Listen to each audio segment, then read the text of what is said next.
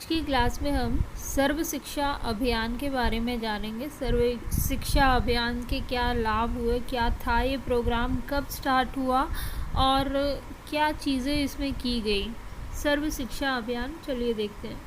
प्रारंभिक शिक्षा मतलब 1st to 8th की बात की जा रही है, क्लास 1 से लेकर क्लास 8 तक की। प्रारंभिक शिक्षा सार्वभौमिक लक्ष्य को एक निर्धारित समय विधि में प्राप्त करने के लिए उत्तर प्रदेश सरकार द्वारा वर्ष 2001-2002 में सर्व शिक्षा अभियान संचालित किया गया।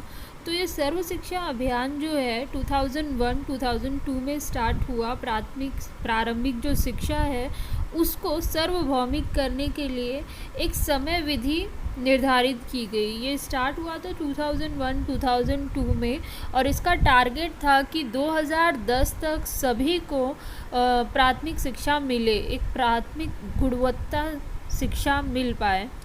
ठीक है।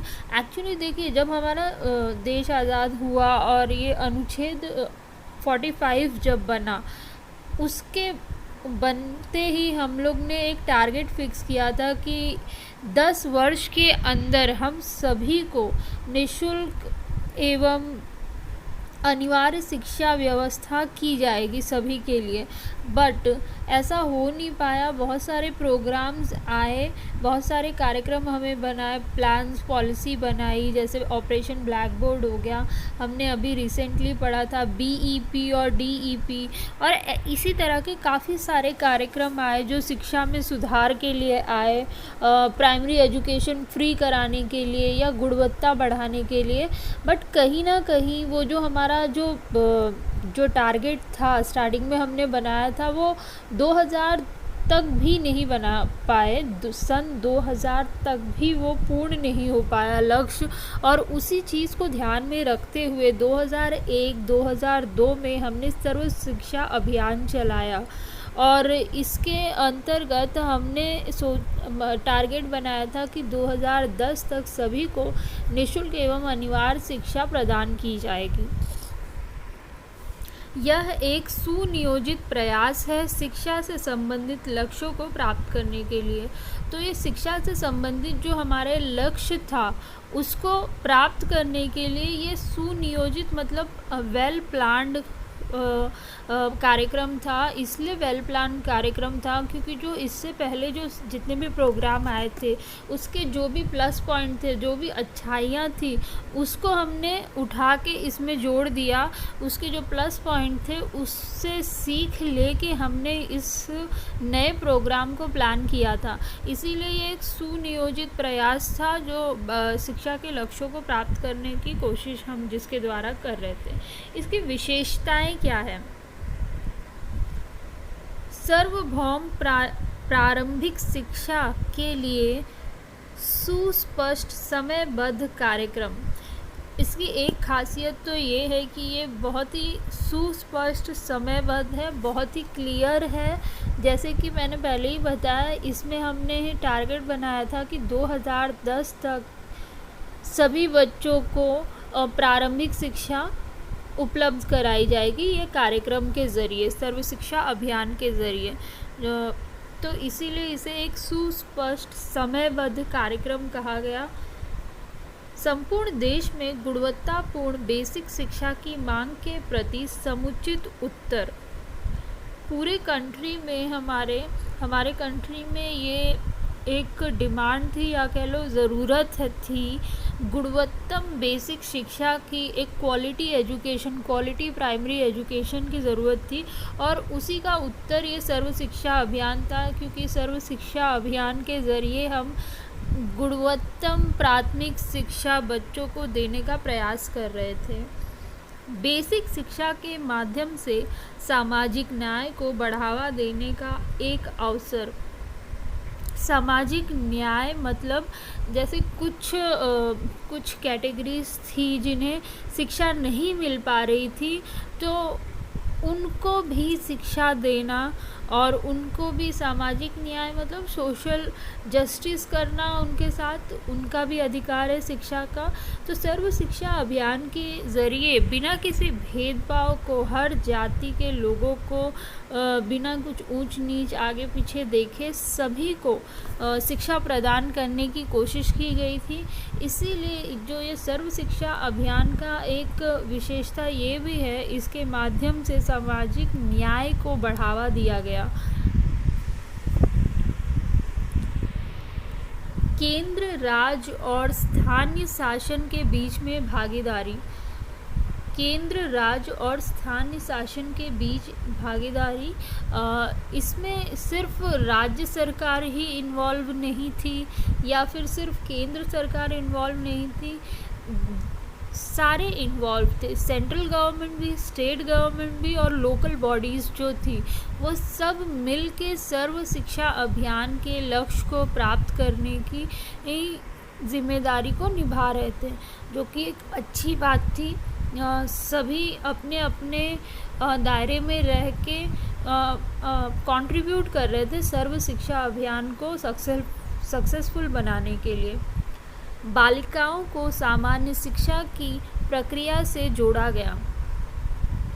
बालिका शिक्षा के ऊपर भी बल दिया गया। जैसे बालिकाओं को वंचित रखा जा रहा था शिक्षा से, तो सर्व शिक्षा अभियान के ज़रिए बालिकाओं को भी शिक्षा की समान प्रक्रिया से जोड़ा गया। 1st to 8th एजुकेशन सभी को देना था, बिना किसी भेदभाव के और बिना किसी लिंग पक्षपात के सभी को देना था। तो उसमें बालिकाओं को भी शिक्षा की सामान्य प्रक्रिया से जोड़ा गया। पूर्ण पारदर्शिता के साथ समुदाय आधारित मूल्यांकन करना तथा हर विद्यालय को समुदाय के साथ सूचना बांटने के लिए प्रेरित किया गया।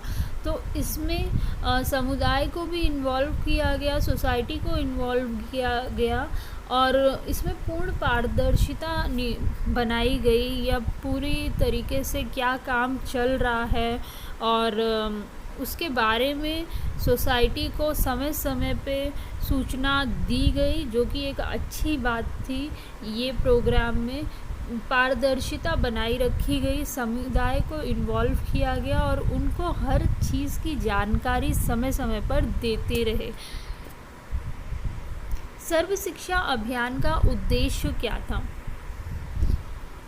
व्यापक रूप से सर्व शिक्षा अभियान का उद्देश्य शिक्षा के स्वार्थ विकास, स्थायी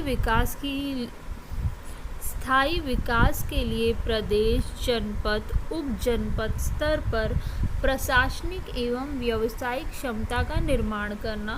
तो प्रशासनिक और व्यावसायिक क्षमता का निर्माण करने की बात की गई। सर्व शिक्षा अभियान प्रदेश, जनपद, उप जनपद सभी स्तरों पे काम करने की बात की गई।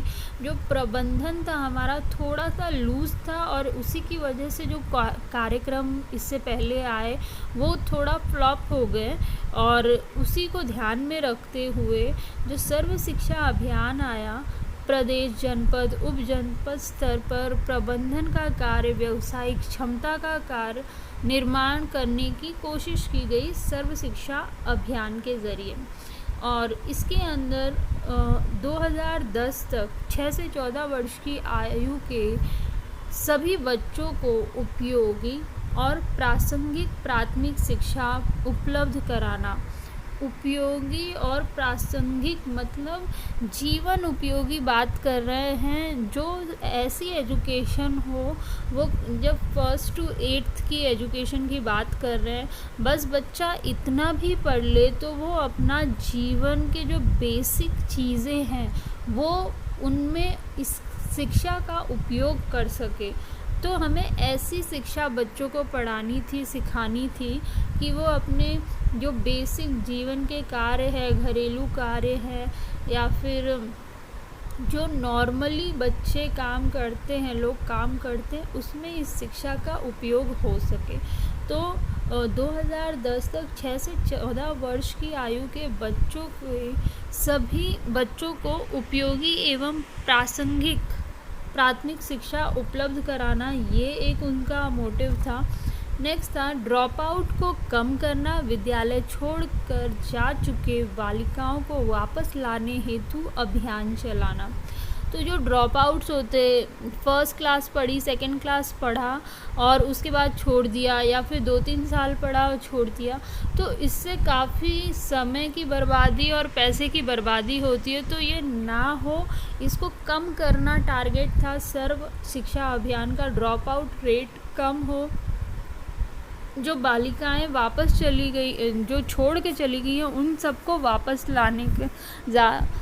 लाने की कोशिश करना इस अभियान के ज़रिए।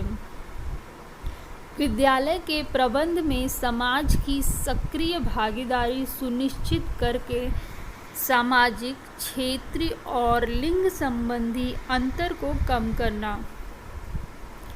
विद्यालय के प्रबंध में समाज को जोड़ना, जो समाज है, सोसाइटी है, उसको जोड़ने का कोशिश की गई सर्व शिक्षा अभियान के ज़रिए। जो सामाजिक, क्षेत्रीय और लिंग संबंधी अंतर थे, जब सोसाइटी विद्यालय से जुड़ जाएगा तो सोसाइटी में जो चल रहा भेदभाव है वो कहीं ना कहीं विद्यालय से जुड़ने की वजह से उसे कम करा जा सकता है।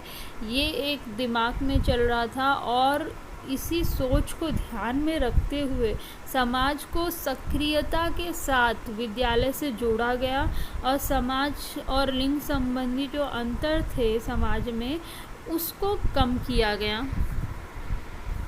लड़कियों का नामांकन और शिक्षकों के प्रशिक्षण को प्रोत्साहित करना भी एक उद्देश्य था। जो लड़कियां हैं या बालिकाएं हैं वो कहीं ना कहीं एडमिशन ले नहीं पा रही थी या फिर किसी न किसी कारणवश छोड़ के चली जाती थी बीच में ही स्कूली शिक्षा को, तो उसको कम करना, लड़कियों के नामांकन को बढ़ावा देना, शिक्षकों के प्रशिक्षण को प्रोत्साहित करना, जो टीचर्स हैं उनकी ट्रेनिंग को प्रोत्साहित करना या ट्रेंड टीचर को अपॉइंट करना, उनको अच्छी ट्रेनिंग देना सो दैट वो ये जो ज़रूरतें हैं गुणवत्तम शिक्षा की उसको पूरा कर सके, सेटिस्फाई कर सके। बच्चों के सीखने के स्तर में उल्लेखनीय सुधार लाना, जो सीखने की दर थी उसे और बेहतर करना, और ये तभी हो सकता है जब शिक्षक प्रशिक्षित हो तो ज़्यादा अच्छी पढ़ाई या चीज़ें सिखा सकते हैं बच्चों को अगर शिक्षक अच्छी तरीके से प्रशिक्षित हो। तो बच्चों के सीखने के स्तर में उल्लेखनीय सुधार लाना, तो ये कुछ उद्देश्य थे सर्व शिक्षा अभियान के। 2010 तक सभी को प्राथमिक शिक्षा मिल जाए पहला तो, और ड्रॉप आउट रेट कम करना, बालिकाओं के नामांकन को बढ़ावा देना, विद्यालय प्रबंधन में समुदाय को जोड़ना और बालकों के सीखने के स्तर को बढ़ाना। सर्व शिक्षा अभियान में बस इतना ही।